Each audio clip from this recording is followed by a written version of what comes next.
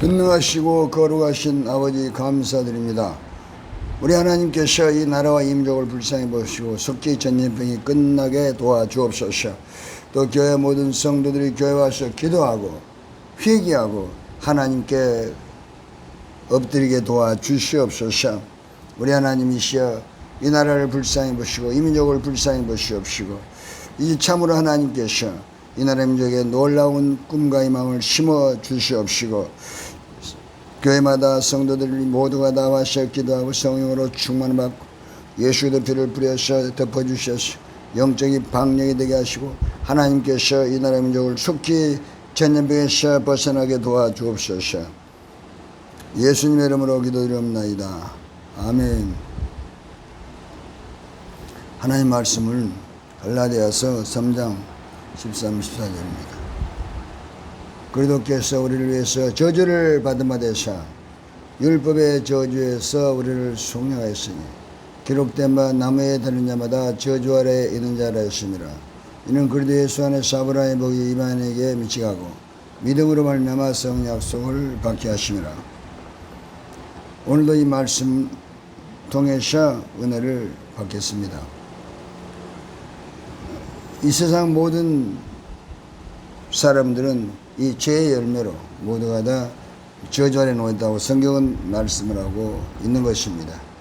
그리고 죄의 열매는 저주입니다. 그래서 죄의 열매로 해서 죽음이 오고 로마서 6장 23절 또 병이 오고 불행하게 되고 사람들이 악하게 되고 다투게 되고 싸우게 되고 결국은 영원한 형벌의 양수인 지옥 가게 되는 것입니다. 그러면 모든 것은 그 원인을 제거해 버리면은 우리는 더 이상 고통받지 않습니다. 그 원인이 바로 죄라는 것입니다. 저주를 가져오는 것은 죄로 인해서 그 죄의 열매가 다 들어서 죄의 열매를 저주라고 말씀하는 것입니다. 그러므로 창세기 3장 17, 18절에 아담과 범죄 이후에 하나님께서는 아담에게 이렇게 말씀했어요. 아담아, 땅은 너로 인해서 저주를 받고 가지런히 낼 것이라. 너는 수고하고 땀을 흘려 먹고 살 것이며 너는 흑인 흙으로 돌아가라고 절망적인 선언을 하십니다. 이것이 결과인 것입니다. 죄로 인해서 창세기 3장 1절 하나님께 주신 에덴을 잃어버린 것입니다. 마귀에 속아서 선악과를 먹지 말라고 명령한 하나님의 말씀을 거역했으므로 하나님께서 해주신 에덴의 행복을 놓치고 잃어버린 것입니다. 이로 인해서 아담과 하와가 범죄했으면 땅이 저주를 받아버린 것입니다. 왕이 항복하면 그 나라가 다 그 속국이 되어버린 것처럼 마귀에게 속아서 선악과를 먹고 난 이후에 모든 인류는 죄의 종으로 마귀 종으로서 죄의 열매 가운데 저주 가운데 놓여버리게 된 것입니다. 그러므로 누가 우리 죄를 용서할 것이냐, 누가 우리를 저주를 벗어버리게 할 것인가는 이것이 인간이 찾는 궁극적인 목적인 것입니다. 사람들은 참으로 행복할 수 있기를 원하고 성공하기를 원하고 그러지만 사람이 마음대로 안 되는 것이 또 인생살이라는 것을 누구든지 잘 알고 있습니다. 그것이 왜 그렇습니까? 죄로 인해서 막혔다는 것입니다. 이사야 59장 1절 2절 너의 죄가 너와 나의 사이를 갈라놓았고 너의 죄로 인해서 내가 너희를 볼 수 없으며 내 기도를 듣지 않는다고 말씀하고 있습니다. 에베소 2장 13절에서도 16절에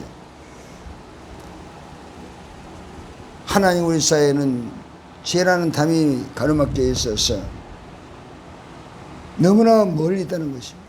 그러나 이제 가까이 갈 수 있는 길이 열렸습니다. 에베소 2장 13절 저는 너희가 멀리 있다. 이제는 그리스도 예수 안에서 그리스도 피로 가까이 가느니라. 그러므로 이 죄 문제를 해결해 버리는 것이 바로 그리스도의 피로 회개하는 것입니다. 에베소 1장 7절 우리가 그리스도 안에서 그의 풍성함을 따라 그 피로만 구속고 찢어맞고 율법의 저주에서 우리를 속량한 것은 그리스도의 피입니다. 그래서 율법에서 벗어나버리고 율법의 정죄에서 벗어나버리고 우리는 십자가에 주신 예수님께서 주시는 그 보배로운 피를 통해서 우리는 완전하게 저주에서 벗어나고 이제 하나님 자녀로서 영적인 축복을 받게 되는 것입니다. 그래서 저주에서 축복을 받는 놀라운 비밀이 십자가에서 예수님께서 죽으시고 부활하사 우리 주신 복인 것입니다.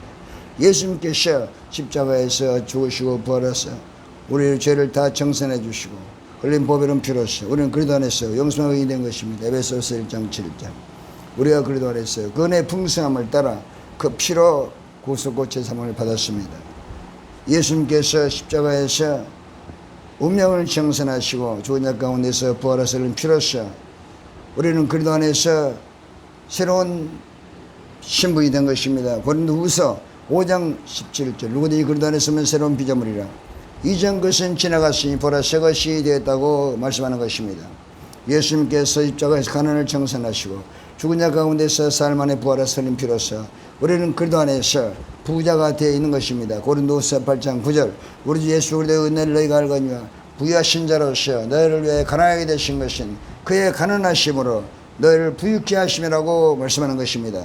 예수님께서 십자가에서 저주를 청산하시고 죽은 자 가운데 부활하사 흘린 피로써 우리는 그리스도 안에서 아브라함의 형통의 복을 받게 된 것입니다. 갈라디아서 3장 14절.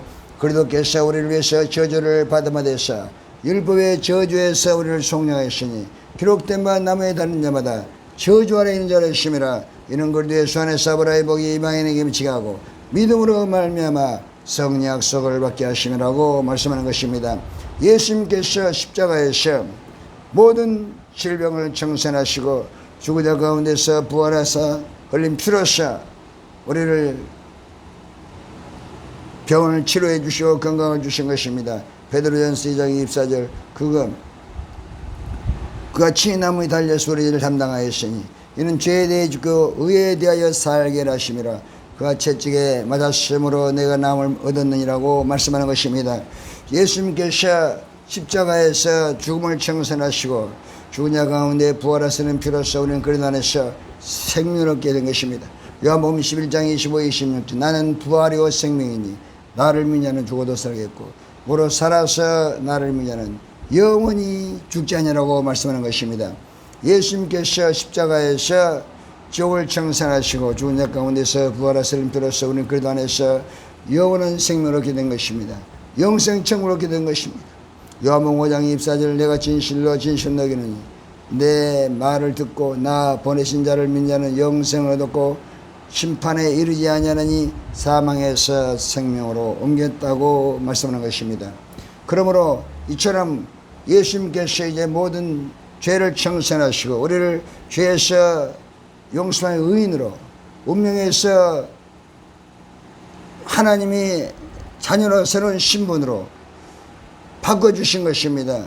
또 가난을 정산하시고 우리를 부유케 해주셨고 또 모든 저주를 정산하시고 아브라함 형태의 복을 받게 해주셨으며 또 모든 질병을 정산하시고 치료와 건강을 주신 것입니다. 또 저주를 정산하시고 우리에게 아브라함의 형태의 복을 받게 해주셨으며 사망을 정산하시고 우리에게 생명을 주셨으며 지옥을 정산하고 우리에게 영생천국을 주신 예수 그리스도 안에서 우리는 오늘도 이 영적인 복을 받는 것입니다. 그러므로 요한 3세2절 사랑하는 자의 내 영혼이 잘됨 같이 내가 범사에 잘되고 강건하기를 내가 강구한다고 말씀하는 것입니다. 그러므로 우리는 이제 저주에서 벗어나 버린 것입니다. 죄에서 벗어났으므로 저주에서 벗어나 버린 것입니다.